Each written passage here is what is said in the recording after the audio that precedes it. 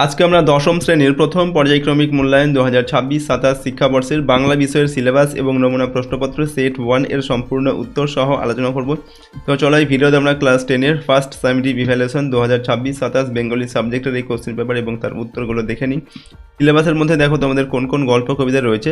প্রথমে রয়েছে জ্ঞানচক্ষু গল্প, তারপর অসুখী একজন কবিতা, আয় আরও বেঁধে বেঁধে থাকি এটাও হচ্ছে কবিতা, আফ্রিকা এটাও হচ্ছে কবিতা, এবং হারিয়ে যাওয়া কালিকলম রয়েছে তোমাদের যেটা প্রবন্ধ। ঠিক আছে, তো এইগুলো তোমাদের পড়তে হবে ফার্স্ট ইউনিট টেস্টের জন্য। এই গল্প কবিতা এবং প্রবন্ধগুলো, তার সঙ্গে ব্যাকরণ থেকে থাকবে কারক ও অকারক সম্পর্ক এই অংশটা। নেক্সট কোনি থেকে তোমাদের 1 থেকে 31 পৃষ্ঠা পর্যন্ত যে অংশটা রয়েছে এই অংশের মধ্যে কিন্তু তোমাদের প্রশ্ন থাকবে প্রথম সামেটিভ এক্সামে। এর সঙ্গে তোমাদের থাকবে অনুবাদ, অর্থাৎ ইংরেজি প্যাসেজ দেওয়া থাকবে, সেটার বাংলা অনুবাদ করে লিখতে হবে। তো এই হচ্ছে তোমাদের ফার্স্ট ইউনিট টেস্টের সিলেবাস, এগুলো তোমাদের ভালোভাবে পড়তে হবে। তো চলো আমরা এখন একটি কোশ্চেন পেপার এবং তার উত্তর দেখে নিই। এবং এই প্রশ্নদের পিডিএফ ফাইল আমাদের সহজ লেসন অ্যাপের মধ্যে দেওয়া আছে, অ্যাপের লিঙ্ক ডেসক্রিপশন বক্সে রয়েছে। পেইড কোর্সের মধ্যে থেকে তোমরা চাইলে এই প্রশ্নদের পিডিএফ ফাইলগুলোকে ডাউনলোড করে নিতে পারো। দেখো এখানে প্রথমে 1 নম্বর থেকে বলা হচ্ছে সঠিক উত্তরটি বেছে নাও। প্রথমে 7টি প্রশ্ন রয়েছে এবং প্রতিটা প্রশ্নের মান 1 নম্বর করে। 1 নম্বর থেকে দেওয়া আছে বৃষ্টিতে ধুয়ে দিল, বৃষ্টি যা ধুয়ে দিল তা হলো বক্তার পায়ের দাগ, বক্তার রক্তের দাগ, বক্তার শরীরের ধুলো আর দরজার কাঠ। তো বৃষ্টিতে যা ধুয়ে দিল সেটা এখানে সঠিক উত্তর কী হবে? বক্তার পায়ের দাগ। ওকে, নেক্সট 2 নম্বর শিশুরা খেলছিল এখানে মাঠে, মন্দিরে, বিদ্যালয়ে, মায়ের কোলে। অপশন হবে শিশুরা খেলছিল মায়ের কোলে। এরপর আমাদের শিশুদের সব ছড়ানো রয়েছে ড্যাশ। তো এখানে অপশান রয়েছে দেখো দূরে কাছে, কাছে দূরে, কবরখানায় আর কারখানায়। তো আমাদের শিশুদের সব ছড়ানো রয়েছে কাছে দূরে। এরপর হচ্ছে সন্ধ্যা তারা হলো আকাশের বিশেষ তারা, পত্রিকার নাম, লেখকের নাম, একটি বইয়ের নাম। তো সন্ধ্যা তারা এটা হচ্ছে একটি পত্রিকার নাম, অপশান খ এটা সঠিক উত্তর হবে। কঙ্কাবতীর লেখক হলেন, এখানে অপশান রয়েছে শরৎচন্দ্র চট্টোপাধ্যায়, অন্নদাশঙ্কর রায়, ত্রৈলোক্যনাথ মুখোপাধ্যায়, নিখিল সরকার। তো কঙ্কাবতীর এর লেখক হচ্ছেন কে? ত্রৈলোক্যনাথ মুখোপাধ্যায়। এরপর রয়েছে 6 নম্বর সে ঝাড়নে ঘর ঝাড়ছে। এখানে ঝাড়নে এটা হচ্ছে কি সমধাতুজ কর্তা, সমধাতুজ কর্ম, সমধাতুজ করণ না কালাধিকরণ। তো সে ঝাড়নে ঘর ঝাড়ছে, এটা এই যে ঝাড়নে এটা হচ্ছে সমধাতুজ করণ। পরের প্রশ্ন শব্দ বিভক্তি বসে শব্দের পরে, ধাতুর পরে, অনুসর্গের পরে না ধাতু বিভক্তির পরে। তো শব্দ বিভক্তি বসে এটা হচ্ছে শব্দের পরে বসে। এরপর দেখো কম বেশি 20টি শব্দে উত্তর, শব্দের মধ্যে প্রশ্নের উত্তরগুলোকে লিখতে হবে। প্রতিটা প্রশ্নের মান 1 নম্বর করে এবং 8টি প্রশ্নের উত্তর লিখতে হবে। ঠিক আছে, 2 নম্বর দাগের প্রশ্ন এগুলো। 2-1 দাগে তারপর যুদ্ধ এলো, যুদ্ধ কিভাবে এলো? তো অসুখী একজন কবিতায় কবির ভাষায় যুদ্ধ এসেছে রক্তের এক আগ্নেয় পাহাড়ের মতো, অর্থাৎ ফুটে উঠেছে ধ্বংস ও মৃত্যুর রক্তাক্ত ভয়াবহতার ছবি। এরপর হচ্ছে ছিনিয়ে নিয়ে গেল তোমাকে আফ্রিকা, কে তাকে ছিনিয়ে নিয়ে গেল? আফ্রিকা কবিতা অনুসারে স্রষ্টা নিজের সৃষ্টির প্রতি অসন্তুষ্ট হয়ে যখন বারবার প্রাকৃতিক পটভূমির বদল ঘটাচ্ছিলেন, সেই সময় উত্তাল সমুদ্র পৃথিবীর পূর্বভাগ থেকে আফ্রিকাকে ছিনিয়ে নিয়ে গিয়েছিলেন। 3 নম্বর হচ্ছে ডান পাশে ধস ও বাঁয়ে গিরিখাত বলতে আসলে কবি কি বুঝিয়েছেন? তো দেখো আয় আরও বেঁধে বেঁধে থাকি কবিতায় ডান পাশে ধস ও বাঁয়ে গিরিখাত বলতে কবি আসলে মানুষের পদে পদে বিপদ এবং পতনের আশঙ্কার কথা ব্যক্ত করেছেন। এরপরের প্রশ্ন হচ্ছে তপন আর পড়তে পারে না, তপনের আর পড়তে না পারার কারণ কি? তো নিজের লেখা গল্প পত্রিকায় ছেপে বেরোনোর পর পড়তে গিয়ে তপন দেখে কারেকশনের নাম করে ছোটো মেসোমশাই তার লেখাটা পুরোটাই পাল্টে দিয়েছেন, তাই তপন আর পড়তে পারে না। এরপর প্রাচীনেরা বলতেন, কি বলতেন? তো হারিয়ে যাওয়া কালিকলম প্রবন্ধে লিখিত প্রাচীনদের বলা ছড়াটি হলো তিল ত্রিফলা শিমুল ছালা, ছাগ দুগ্ধে করি মেলা, লৌহ পাত্রে লোহাই ঘষি, ছিঁড়ে পত্র না ছাড়ে মসি। 2-6 নম্বর তির্যক বিভক্তি কি? যে বিভক্তি সব কারকে ব্যবহৃত হতে পারে তাকে তির্যক বিভক্তি বলে, যেমন এ বিভক্তি, শূন্য বিভক্তি এগুলো। নির্দেশকের কাজ কি? নির্দেশকের কাজ পদের সঙ্গে যুক্ত হয়ে বচন নির্দেশ করা। এরপর সমধাতুজ কর্তা কাকে বলে? বাক্যের ক্রিয়া ও কর্তা একই ধাতু থেকে উৎপন্ন হলে সেই কর্তাকে বলে সমধাতুজ কর্তা, যেমন হচ্ছে খেলোয়াড় খেলছে, লেখক লিখছে এগুলো। পরের প্রশ্ন 3 নম্বর দাগে কম বেশি 60টি শব্দের উত্তর লিখতে হবে, যে কোনো দুটি। 3 × 2 = 6। 3-1 দাগে গায়ে কাঁটা দিয়ে উঠল তপনের, তপনকে তার গায়ে কেন কাঁটা দিয়ে উঠল? আশাপূর্ণা দেবীর জ্ঞানচক্ষু গল্পের নায়ক হলো তপন। তপন মেসোমশাইকে দেখে তপন বোঝে লেখকরাও আর সকলেরই মতো সাধারণ মানুষ, এর আগে সে কখনো জলজ্যান্ত একজন লেখককে এভাবে এত কাছ থেকে দেখেনি। ফলে মেসোমশাইকে দেখে অনুপ্রাণিত হয়ে এসে স্কুলের হোম টাস্কের খাতায় একাশনে বসে আস্ত একটা গল্প লিখে ফেলে। লেখার পর নিজের প্রথম গল্পটি পড়িয়ে রোমাঞ্চে ও উত্তেজনায় তার গায়ে কাঁটা দিয়ে উঠেছিল। ওকে, এরপর দেখো 2 নম্বরে, আয় আরও বেঁধে বেঁধে থাকি, কবির এরূপ আহ্বান কেন? তো আয় আরও বেঁধে বেঁধে থাকি কবিতায় এ আমন্ত্রণ বর্তমান যুদ্ধ বিধ্বস্ত পৃথিবীর গৃহহীন অসহায় নিরন্ন সাধারণ মানুষদের প্রতি। আশাবাদী কবি তাদের নিয়ে ঐক্যের স্বপ্ন দেখেন, আর দেখেন নতুন পৃথিবীর স্বপ্ন। মানুষের চলার পথে ডাইনে বায়ে উপর নিচে প্রতিটি দিকেই প্রতিকূলতা, হানাদারি, শত্রুর আক্রমণে মানুষ আজ গৃহহীন, বাদ যায়নি শিশুরাও, আমাদের নিজেদের অস্তিত্ব বিপন্ন। তাই এরকম এক সংকট থেকে বেরিয়ে আসার জন্য কবি মানুষকে সংঘবদ্ধ হওয়ার ডাক দিয়েছেন। সেই হোক সভ্যতার শেষ পূর্ণবাণী। সভ্যতার শেষ পূর্ণবাণীটি কি, বিষয়টি ব্যাখ্যা করে লেখো। তো রবীন্দ্রনাথ ঠাকুরের আফ্রিকা কবিতা অনুসারে সভ্যতার শেষ পূর্ণবাণীটি হলো শ্বেতাঙ্গ শাসকের অত্যাচারে ক্ষত বিক্ষত আফ্রিকার কাছে নিঃশর্ত ক্ষমা প্রার্থনা। সাম্রাজ্যবাদী ঔপনিবেশিক শক্তির হাতে চিরকাল আফ্রিকা শোষিত ও অত্যাচারিত হয়েছে।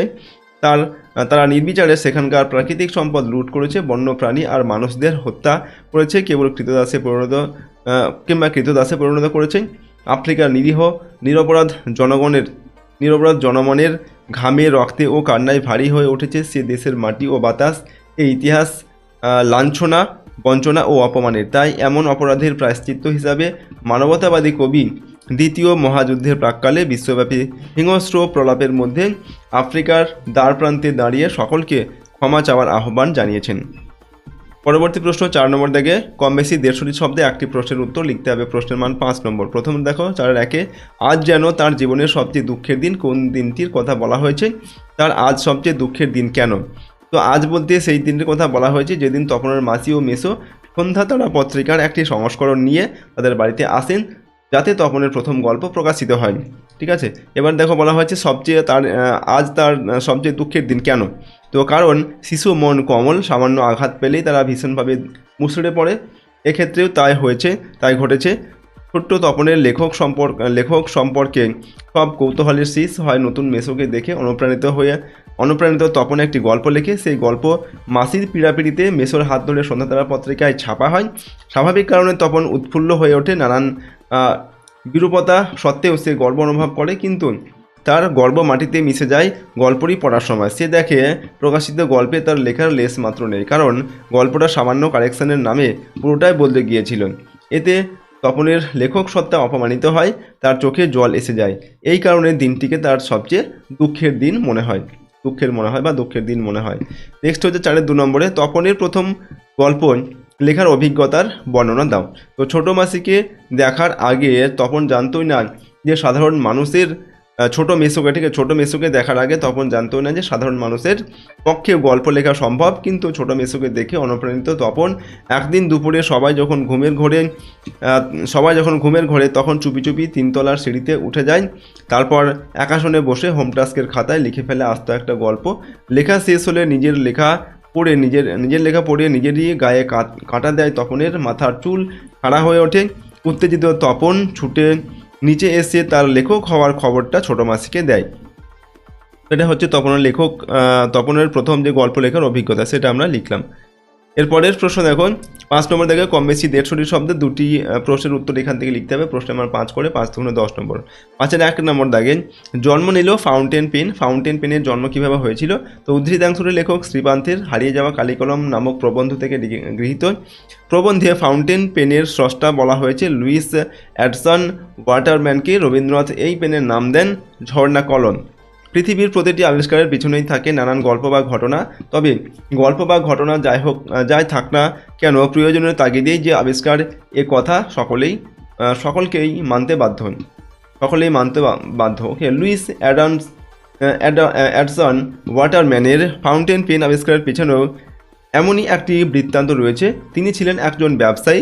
সেকালের অন্য ব্যবসায়ীদের মতো তিনিও দোয়াত কলম নিয়ে কাজে বের হতেন।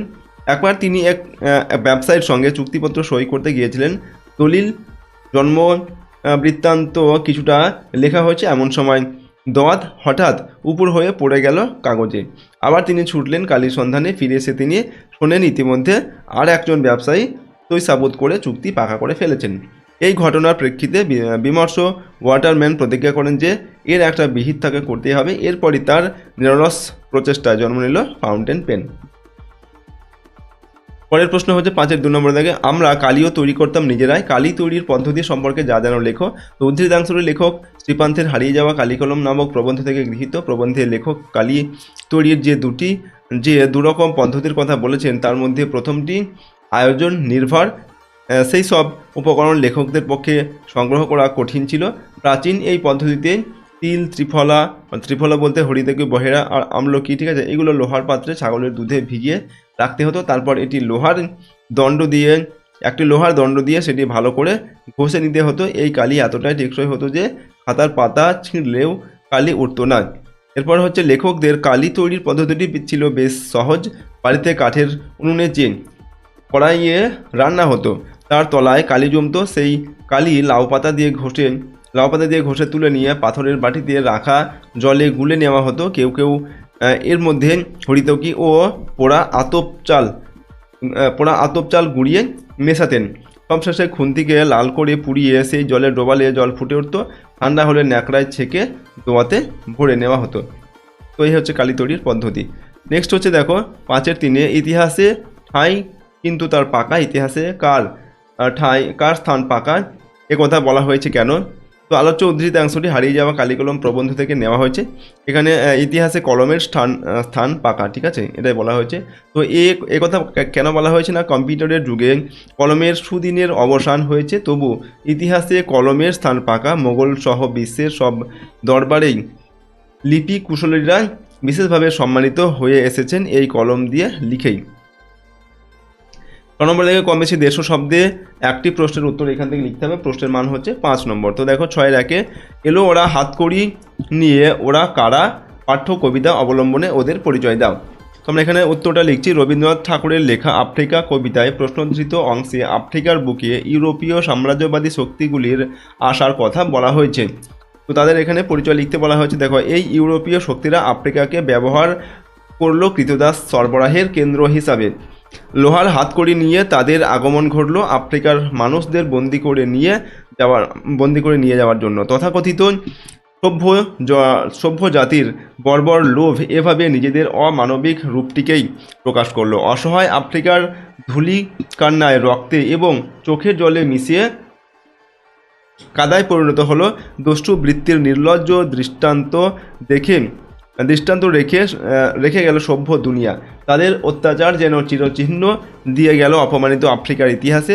শুধু মানব সম্পদ নয়, প্রাকৃতিক সম্পদও সভ্য ইউরোপীয় শক্তিগুলির লোভের লক্ষ্য হলো।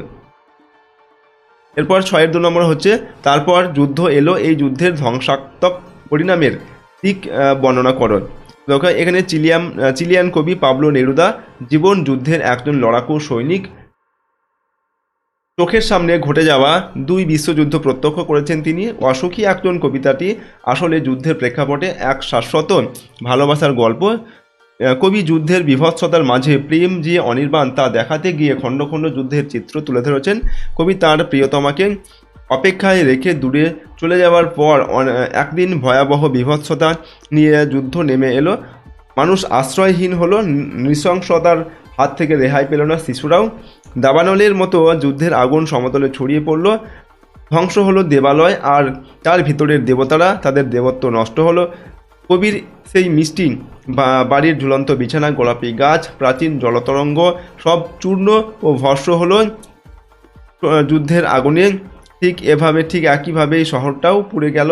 বিভৎসতার চিহ্ন নিয়ে ছিটিয়ে পড়ে রইল কাঠকয়লা, দোমড়ানো লোহা, পাথরের মূর্তির বিভৎস মাথা আর রক্তের একটা কালো দাগ। শুধু সেই ধ্বংসস্তূপে বেঁচে থাকলো মেয়েটির অপেক্ষা ও অবিচল ভালোবাসা। এরপর হচ্ছে 7 নম্বর থেকে কম বেশি 150 শব্দে এখানে একটি প্রশ্নের উত্তর লিখতে হবে। প্রশ্নের মান 5 নম্বর। প্রথমে রয়েছে 7-এর 1, রবীন্দ্র সরোবরে 1 মাইল সাঁতার প্রতিযোগিতা কোনি উপন্যাস অবলম্বনে এই প্রতিযোগিতার বর্ণনা দাও। দেখো, আমরা উত্তর লিখছি। রবীন্দ্র সরোবরে অনুষ্ঠিত 1 মাইল সাঁতার প্রতিযোগিতায় একদিকে যেমন বালিগঞ্জ ক্লাবের অভিজাত বংশিয়া হিয়া মিত্র অংশগ্রহণ করেছিল, অন্যদিকে তেমনই ছিল শ্যামপুকুর বস্তির কোনি। সাধারণ সাঁতারু কোনি নিজেকে উজাড় করেও উন্নত প্রশিক্ষণপ্রাপ্ত হিয়া মিত্রের সঙ্গে পেরে ওঠেনি। কোনি তার দাদা কমলকে কথা দিয়েছিল যে মেয়েদের মধ্যে সে প্রথম হবেই। নিজের এই পরাজয় ও দাদাকে দেওয়া কথা না রাখতে পারায় বেদনা মেনে নিতে পারেনি। তার ভিতরে এক ধরনের ক্ষোভ ও আক্ষেপ সৃষ্টি হয়েছিল। তাই ক্ষিতীশের স্নেহভরা কণ্ঠস্বর ও সাঁতার শেখানোর প্রস্তাব তাকে দুর্বল করে দিয়েছিল। তার অন্তরের সমস্ত ক্ষোভ, লোভ, দুঃখ, অভিমান অস্ত্র হয়ে দেখা দিয়েছিল। এরপরেই কোনির জীবনের সবচেয়ে দিশা পরিবর্তনকারী ঘটনা ঘটেছিল। সাদাসিধে পরিবারের কোনি যথেষ্ট ভালো সাঁতার জানলেও সে কোনোদিন কোনো প্রশিক্ষকের কাছে সাঁতার শেখার কথা ভাবেনি। কিন্তু তার জীবনের এই পর্যায়ে এসে সে ক্ষিতীশের মতো একজন নিবেদিত প্রাণ প্রশিক্ষকের কাছে শেখার সুযোগ পায়। সে সুযোগ তাকে শেষ পর্যন্ত পৌঁছে দেয় সাফল্যের শীর্ষে। এরপর হচ্ছে চ্যাম্পিয়নরা জন্মায়, ওদের তৈরি করা যায় না। বক্তা এ কথা বলেছেন কেন? তো সাহিত্যিক মতি নন্দীর কোনি উপন্যাসে জুপিটারের প্রেসিডেন্ট বিনোদ ভরের কথার সূত্র ধরে ক্ষিতীশ সিংহ উক্তিটি করেছেন। ক্ষিতীশ মনে করেন প্রতিভাধর সাঁতারুকে নিয়মিত কঠোর অনুশীলনের মাধ্যমে চ্যাম্পিয়ন বানানো যায়। তাই কোচকেই সর্বদা চোখ কান খোলা রাখতে হয় কোন সাঁতারুর মধ্যে চ্যাম্পিয়নের লক্ষ্য রয়েছে তা বুঝে নেওয়ার জন্য। কোনি উপন্যাসে পারণির দিন গঙ্গার ঘাটে আম কুড়ানোর সময় ক্ষিতীশ কোনির যে আগ্রাসী মনোভাব ও সাঁতার দেখেছিলেন তা থেকেই চ্যাম্পিয়নের একটি ছবি তার মনে ধরা পড়েছিল। এরপর 20 ঘন্টা অবিরাম হাঁটা প্রতিযোগিতায় কোনির ধৈর্যের পরিচয় পেয়ে তার মধ্যে থাকা চ্যাম্পিয়নের লক্ষণগুলি সম্পর্কে নিশ্চিত হন তিনি।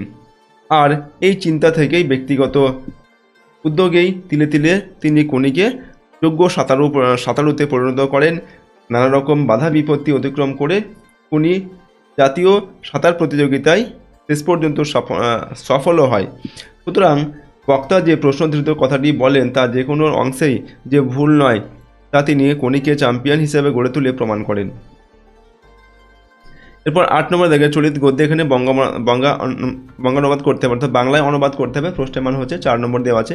এখানে প্রথমে রয়েছে দেখো, man is the maker of his own future, we can not make our future or cannot prosper in life if we are afraid of labor.